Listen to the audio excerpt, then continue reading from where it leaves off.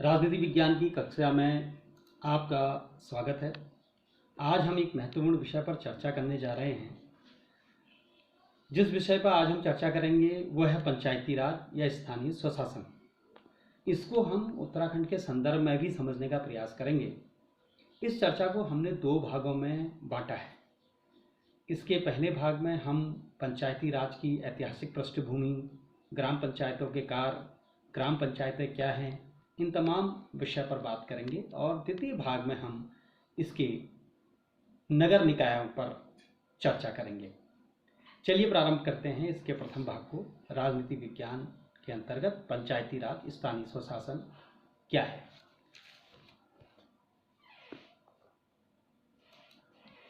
स्थानीय स्वशासन शब्द सुनते ही यह जानने की उत्सुकता होती है कि स्थानीय स्वशासन व्यवस्था कैसी होती है और हम यानी आम जन इसे कैसे समझें। सरल शब्दों में कहें, यह व्यवस्था आम जन और आम जनजीवन के इर्द गिर्द घूमती हुई दिखाई देती है।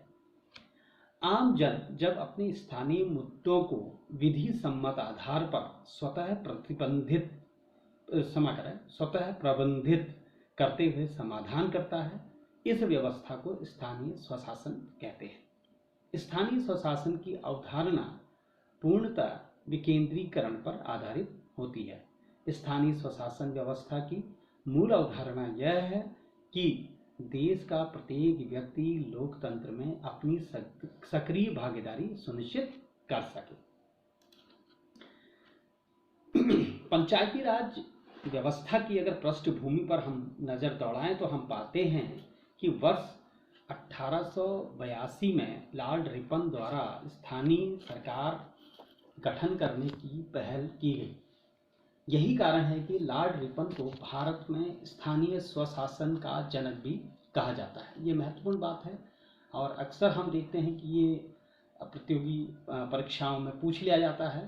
तो एक बार इसको हम फिर से दोहराते हैं कि वर्ष 1882 में लॉर्ड रिपन द्वारा स्थानीय सरकार गठन करने की पहल की गई। सबसे पहले लॉर्ड रिपन ने स्थानीय सरकार के गठन की बात कही, इसीलिए लॉर्ड रिपन को भारत में स्थानीय स्वशासन का जनक भी कहा जाता है। 1919 में मॉन्टेग्यू चेम्सफोर्ड के सुधारों व भारत अधिनियम 1935 में भी इसे स्थान दिया गया। स्थानीय स्वशासन को राज्य सूची का विषय बनाते हुए इसे नीति निर्देशक तत्वों में अनुच्छेद 40 में वर्णित किया गया। यह संविधान सभा की दूरदर्शिता का ही परिणाम था कि इस स्थानीय स्वशासन जैसे महत्वपूर्ण विषय को संविधान निर्माण के समय सम्मिलित कर लिया गया। पंचायती राज को लेकर बलवंत राय मेहता समिति ने 1858 में पंचायती राज पर अपनी रिपोर्ट प्रस्तुत करते हुए इसे त्रिस्तरीय स्वरूप देने की सिफारिश की और इस समिति की रिपोर्ट के आधार पर ही राजस्थान के नागौर जिले में पंचायती राज व्यवस्था को लागू किया गया। इसके साथ ही यह पहला राज्य बना। पंचायती राज व्यवस्था या स्थानीय स्वशासन भारत की लोकतांत्रिक व्यवस्था के लिए महत्वपूर्ण उपलब्धि है। भारत में सर्वप्रथम पंचायती राज व्यवस्था का शुभारंभ राजस्थान सरकार ने 2 सितंबर 1959 में राज्य विधान मंडल में पंचायत समिति और जिला पंचायत अधिनियम पारित कर इस दिशा में एक महत्वपूर्ण कदम बढ़ाया। ये जानकारी की बात है कि भारत में सर्वप्रथम पंचायती राज व्यवस्था का शुभारंभ राजस्थान सरकार ने 2 सितंबर 1959 यानी 2 सितंबर 1959 को राज्य विधानमंडल में पंचायत समिति और जिला पंचायत अधिनियम पारित किया और पारित करने के साथ ही यह स्वशासन की दिशा में एक महत्वपूर्ण कदम बना। 2 अक्टूबर 1959 को राजस्थान के नागौर जिले के बगदरी गांव में तत्कालीन प्रधानमंत्री पंडित जवाहरलाल नेहरू द्वारा पंचायती राज व्यवस्था का उद्घाटन किया गया। 11 अक्टूबर 1959 को आंध्र प्रदेश, 1960 में असम, मद्रास, मैसूर, 1962 में महाराष्ट्र और 1964 में पश्चिम बंगाल, और तत्पश्चात इस व्यवस्था को धीरे धीरे संपूर्ण भारत में सर्वसम्मति के साथ लागू कर दिया गया। लेकिन अक्सर ये सवाल पूछा जाता है कि सर्वप्रथम पंचायती राज व्यवस्था कहाँ लागू की गई, तो इसका सीधा और सटीक उत्तर है यह राजस्थान राज्य के नागौर जिले के बगदरी गांव में इसका शुभारंभ किया गया। पी.के. थुंगन समिति ने स्थानीय स्वशासन के लिए सरकारी निकायों को संविधान में जोड़ने की रिपोर्ट प्रस्तुत की और थुंगन समिति की रिपोर्ट की सिफारिशों के आधार पर ही 1993 में 73वां पंचायती राज व 74वां शहरी निकाय से संबंधित संविधान संशोधन को पारित कर लिया गया।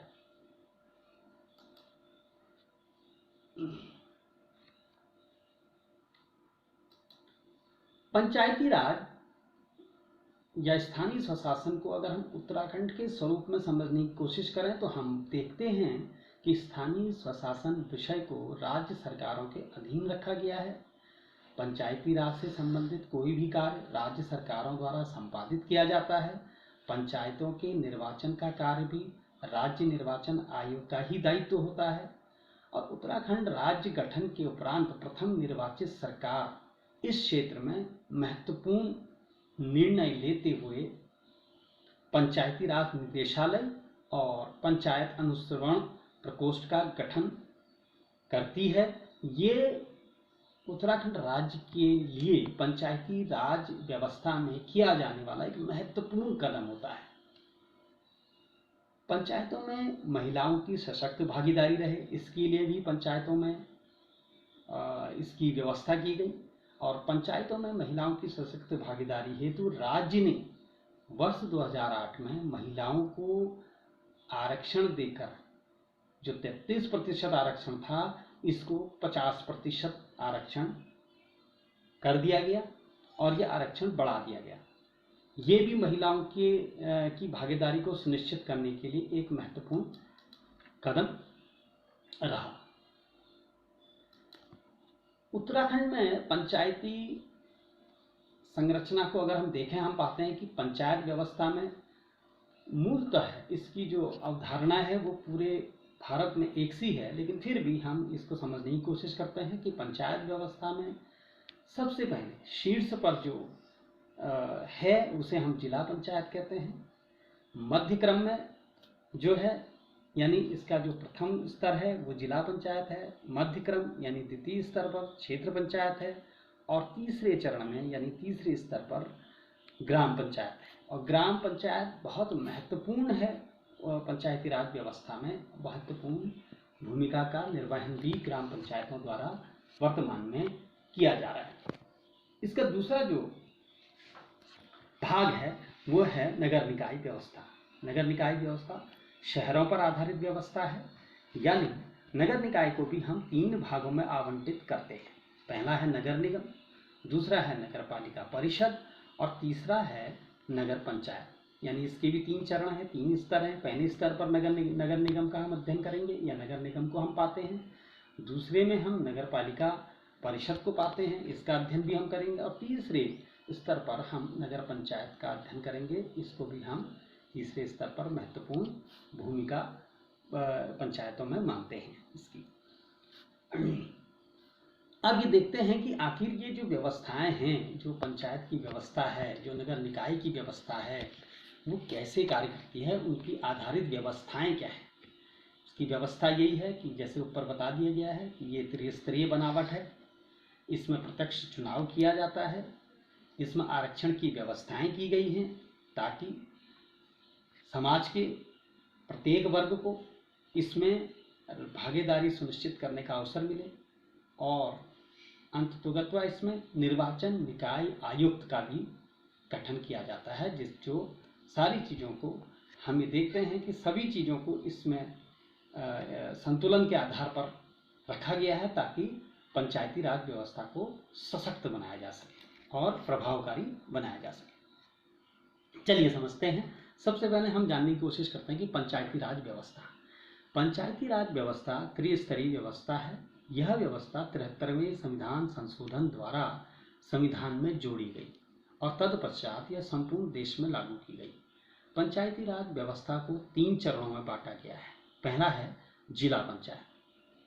जिला पंचायत पंचायती राज व्यवस्था का सबसे प्रमुख निकाय है और प्रथम निकाय है। जिला पंचायत के सदस्यों का चुनाव जिले के 18 वर्ष से अधिक आयु के मतदाता द्वारा प्रत्यक्ष निर्वाचन प्रणाली द्वारा किया जाता है। 18 वर्ष से अधिक आयु के मतदाताओं द्वारा प्रत्यक्ष निर्वाचन प्रणाली द्वारा किया जाता है, जबकि जिला पंचायत के अध्यक्ष और उपाध्यक्ष का चुनाव जनता द्वारा चुने गए निर्वाचित सदस्यों द्वारा अप्रत्यक्ष रूप से किया जाता है। यानी अध्यक्ष और उपाध्यक्ष का जो चुनाव होगा वह अप्रत्यक्ष रूप से होगा। वो अध्यक्ष और उपाध्यक्ष जो जनता द्वारा जिले में निर्वाचित सदस्य चुने गए हैं, उन सदस्यों के बीच से ही अध्यक्ष और उपाध्यक्ष चुने जाएंगे। जिला पंचायत के सचिव के रूप में जिले का मुख्य विकास अधिकारी का मतलब है सीडीओ। सीडीओ जो है इसके सचिव के रूप में कार्य करेंगे। जिले के अंतर्गत आने वाले सभी प्रमुख लोकसभा सदस्य, राज्यसभा सदस्य, राज्य विधानसभा सदस्य इसके पदेन सदस्य होंगे, जो कि जिला पंचायत की सभी कार्यवाहियों में भाग ले सकते हैं। किंतु ये जानने की बात है, इसमें ध्यान देने की बात है, किंतु यह अविश्वास प्रस्ताव की कार्यवाहियों में भाग नहीं ले सकते। ये बहुत महत्वपूर्ण बात है। जिला पंचायत के कार्य को करने के लिए 6 समितियां गठित की गई हैं। ये 6 समितियां ही जिला पंचायत के कार्यों को पूर्ण करेंगी, जिनमें कि पहली है नियोजन व विकास समिति, दूसरी है शिक्षा समिति, तीसरी है स्वास्थ्य और कल्याण समिति, चौथी है प्रशासन समिति और पांचवी है जल प्रबंधन व जैव विविधता समिति और छठी है निर्माण कार्य समिति। अब इसके जो दूसरा चरण है, तृतीय चरण है, दूसरा स्तर है, उस पर बात करेंगे। वो है क्षेत्र पंचायत। यह पंचायती राज व्यवस्था का द्वितीय स्तर है। इसे हम क्षेत्र पंचायत के नाम से जानते हैं। क्षेत्र पंचायत के अंतर्गत आने वाली ग्राम सभाओं के ऐसे व्यक्तियों द्वारा जिनकी आयु 18 वर्ष से अधिक हो, वह क्षेत्र पंचायत सदस्य का चुनाव प्रत्यक्ष चुनाव प्रणाली द्वारा करते हैं। प्रत्यक्ष चुनाव प्रणाली द्वारा क्षेत्र पंचायत के अंतर्गत आने वाली ग्राम सभाओं के ऐसे युवक या ऐसे व्यक्ति जिनकी आयु 18 वर्ष से अधिक हो, वह मतदान प्रणाली में अपनी भागीदारी सुनिश्चित करेंगे और सदस्यों को चुनेंगे। क्षेत्र पंचायत सदस्यों की कुल संख्या 20 से कम व 40 से अधिक नहीं हो सकती। कितने? क्षेत्र पंचायत सदस्यों की कुल संख्या 20 से कम और 40 से अधिक नहीं हो सकती। क्षेत्र पंचायत के अध्यक्ष या क्षेत्र पंचायत के प्रमुख व उपाध्यक्ष या क्षेत्र पंचायत के उप प्रमुख का चुनाव क्षेत्र पंचायत के निर्वाचित सदस्यों के मध्य से अप्रत्यक्ष चुनाव प्रणाली द्वारा किया जाएगा। यह जो चुनाव होगा, जिसमें हम किसको चुनेंगे? पंचायत के प्रमुख को और उप प्रमुख को जब हम चुनेंगे, तो यह जो है ये अप्रत्यक्ष चुनाव प्रणाली के द्वारा संपन्न कराया जाएगा।